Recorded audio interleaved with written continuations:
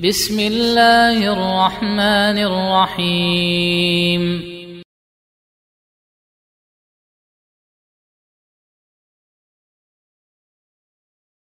Kemudian jalan yang kedua, ayat kauniyah. Tanda-tanda untuk mengenal Allah di alam ini. Sebagaimana kata penulis, فَإِذَا قِيلَ لَكَ بِمَا عَرَفْتَ رَبَّكَ فَقُلْ بِآيَاتِهِ وَمَخْلُقَاتِهِ. Maka apabila dikatakan kepadamu, dengan apa engkau mengenal Rabbmu, maka jawablah, dengan ayat-ayatnya dan makhluk-makhluknya. Jemaah sekalian, yang beliau maksud dengan ayat-ayatnya adalah makhluk yang bergerak. Sedangkan yang beliau maksud dengan makhluk-makhluknya adalah makhluk yang tidak bergerak. Jadi beliau membagi dua ayat kauniyah. Ayat yang bergerak dan ayat yang tidak bergerak, yang kita lihat diam saja. Sebagaimana ketika beliau memberikan contoh, beliau berkata, "Wa min ayatihi lailu wan naharu wasyamsu wal qamar." Dan di antara ayat-ayatnya adalah malam dan siang, matahari dan bulan. Ini semuanya makhluk dan semuanya bergerak. Matahari berputar, terbit dan tenggelam. Begitu pula bulan datang dan pergi. Begitu pula siang dan malam, terus bergantian. Ini semuanya bergerak. Wa min makhluqatihi samawati sab'u wal araduna sab'u wa man fihinna wa ma bainahuma. Dan di antara makhluk-makhluknya yang sepatutnya kita renungkan, dengan itu kita mengenal Allah, adalah langit yang 7 dan bumi yang 7, serta makhluk-makhluk yang ada di dalamnya, dan apa yang ada di antara keduanya, yaitu di antara langit dan bumi. Wad dalilu qauluhu ta'ala. Dalilnya adalah firman Allah Azza wa Jalla. Jadi ada dalilnya juga dalam Al-Quran, bahwa kita disuruh memperhatikan kekuasaan Allah dalam penciptaan malam dan siang, matahari dan bulan. Begitu pula langit dan bumi, serta makhluk-makhluk yang ada di dalamnya.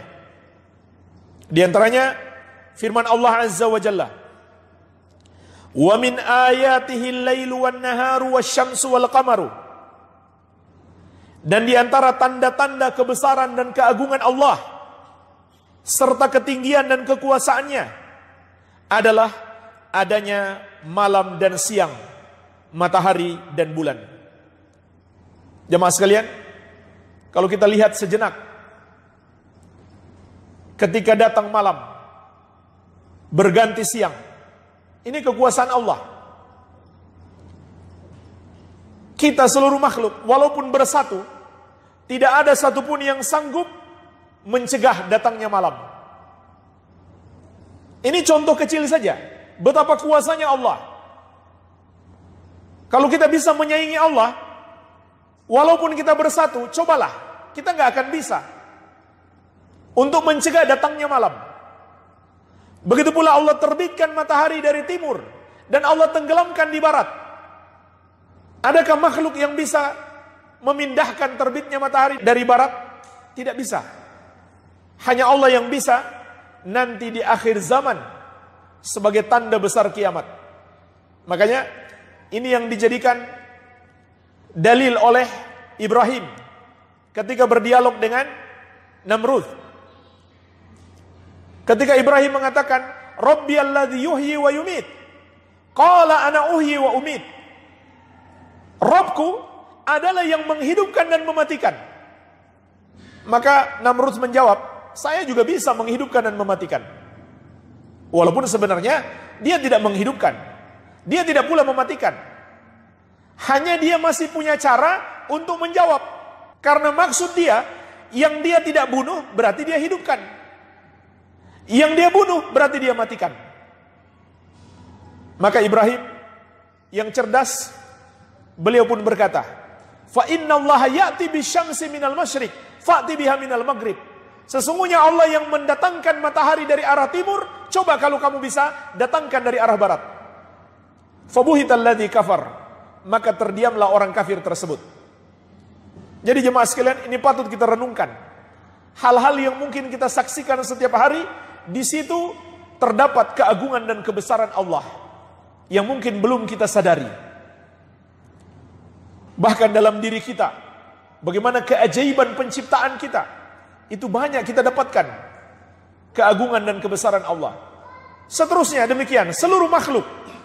Setiap kita pelajari, kita renungkan, kita amati, dalam setiap makhluk itu ada tanda keagungan dan kebesaran Allah. Maka Allah tegaskan, la tasjudu lisyamsi wala lil qamari wasjudu lillahi alladzi khalaqahunna in kuntum iyyahu ta'budun. Janganlah kamu sujud kepada matahari dan bulan.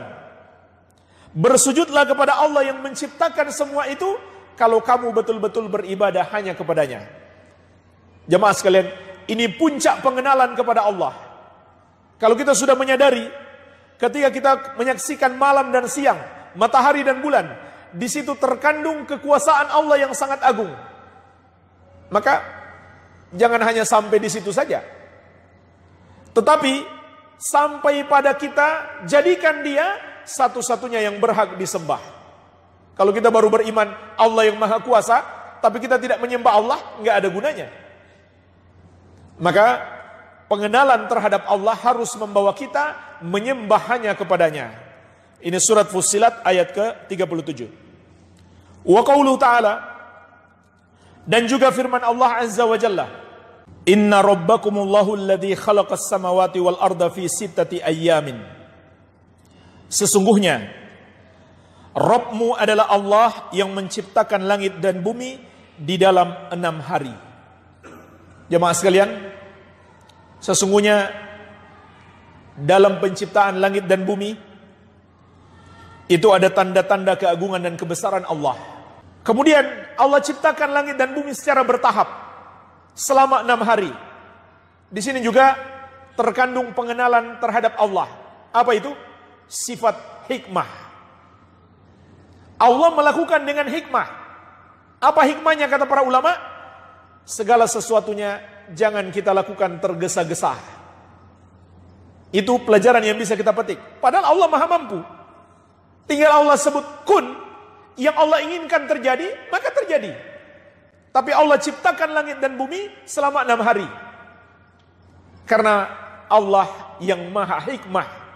Ada hikmah-hikmah dari semua perbuatan Allah Azza wa Jalla. Tsumma stawa 'alal arsy. Kemudian Allah istiwa di atas arsy. Nah, jemaah sekalian, di sini terkandung pengenalan terhadap Allah dari 2 sisi. Sisi yang pertama dari keagungan makhluknya yang bernama arsy. Nabi SAW menjelaskan, mas samawatu sab'u fil kursi illa kahalqatin mulqah bi ardil falah. Tidaklah langit yang 7 dibandingkan dengan kursi Allah kecuali hanya seperti sebuah gelang yang dilemparkan ke padang pasir yang luas. Tapi kursi Allah dalam penafsiran para sahabat bukan tempat duduk. Kata Ibnu Abbas radhiyallahu anhuma, al-kursi maudhi'u qadamai ar-Rahman. Kursi itu adalah tempat 2 kakinya Allah Azza wa Jalla. Jadi besarnya yang meliputi langit dan bumi, maka langit dan bumi itu hanya seperti gelang yang dilemparkan ke padang pasir yang luas. Jadi nggak ada apa-apanya. Nah sekarang jemaah sekalian, lanjutan hadisnya, wal kursi fil arsh katilkal halqah fi tilkal falah. Perbandingan kursi Allah dengan arsy Allah adalah juga seperti perbandingan gelang itu dan padang pasir yang luas itu. Jadi subhanallah, kita bisa bayangkan betapa besarnya arsy Allah. Begitu pula disebutkan di Al-Quran, wa yahmilu arsya rabbika fauqahum yauma idin thamaniyah. Yang membawa arsy Rabbmu pada hari itu ada 8 malaikat. Maka Nabi SAW menyebutkan tentang 8 malaikat ini. Setiap mereka, kata beliau, jarak antara daun telinganya sampai ke bahunya adalah 700 tahun perjalanan. Jarak dari mana? Daun telinga sampai ke bahu. Jadi belum sampai ke kaki, baru sampai ke bahu. Itu sudah 700 tahun perjalanan.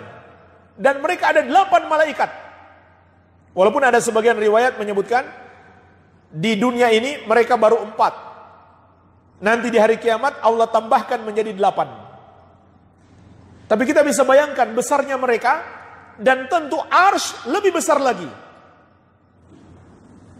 Nah jemaah sekalian, apabila kita mengetahui keagungan arsy melalui dalil-dalil syar'i ini, maka tentu dari sini kita bisa mengetahui keagungan Allah Azza wa Jalla. Kalau makhluknya saja sebesar itu, sehebat itu, apalagi sang penciptanya. Baik, ini sisi yang pertama. Sisi yang kedua, dikatakan di sini Allah istiwa di atas arsy. Apa pelajaran yang bisa kita petik dari sini jamaah sekalian? Allah adalah yang maha tinggi. Karena arsy itu adalah makhluk yang menjadi atap seluruh makhluk. Dan Allah di atasnya. Dan itulah sifat raja yang sebenarnya. Posisinya yang paling tinggi. Makanya Allah memiliki nama Al-Ali dan Al-A'la, yang sering kita sebutkan dalam sujud kita. Subhana rabbiyal a'la. Allah yang maha tinggi. Di antara makna maha tinggi adalah berada di atas segala sesuatu. Berada di atas arsy, di atas segala sesuatu. Inilah sifat maha tinggi Allah. Maka kita pun semakin mengenal Allah melalui ayat ini. Kemudian yughshil lailan nahara yatlubuhu hasitha. Allah yang memasukkan malam ke dalam siang, yang mengikutinya dengan cepat. Seperti yang kita perumpamakan tadi, Allah yang mengatur semua itu, tidak ada satupun makhluk yang bisa menghalangi. Berikutnya, wasyamsa wal qamara wan nujuma musakhkharatin bi amri. Matahari, bulan dan seluruh bintang-bintang semuanya tunduk dengan pengaturan Allah. Jadi jemaah sekalian, peredaran matahari, bulan dan bintang semuanya diatur oleh Allah Azza wa Jalla. Maka dengan itu kita mengenal Allah yang maha kuasa. Tidak ada satupun yang keluar dari pengaturan Allah. Kemudian di akhir ayat Allah menegaskan, ala lahul khalqu wal amru. Ketahuilah, hanya Allah yang mencipta serta memerintah atau mengatur segala urusan. Tabarakallahu rabbul alamin. Maha berkah Allah. Maha berkah artinya maha baik. Allah Rabbul Alamin, Rabbnya seluruh makhluk, yaitu yang menciptakan, menguasai dan mengatur seluruh makhluk. Surat Al-A'raf ayat ke-54. Ini jemaah sekalian contoh ayat-ayat yang di situ kita kenali keagungan dan kebesaran Allah. Dan sekali lagi kita harus sampai pada kesimpulan, hanya Allah yang berhak disembah.